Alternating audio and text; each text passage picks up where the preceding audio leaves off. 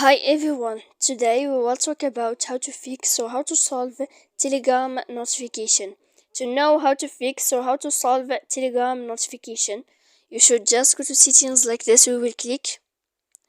After that, in this page you will go to apps, default apps, app settings. When you will see this list, you will go down to find the application of Telegram and you will enter here like this. Then in this page here you will go to click for stop. When you will end this, you will enter to storage. After that, in this page you will click clear cache. Then you will go to click manage storage. After that, you can turn off your phone. So please don't forget to support us by like and subscribe. See you next time in another video, and thank you for watching.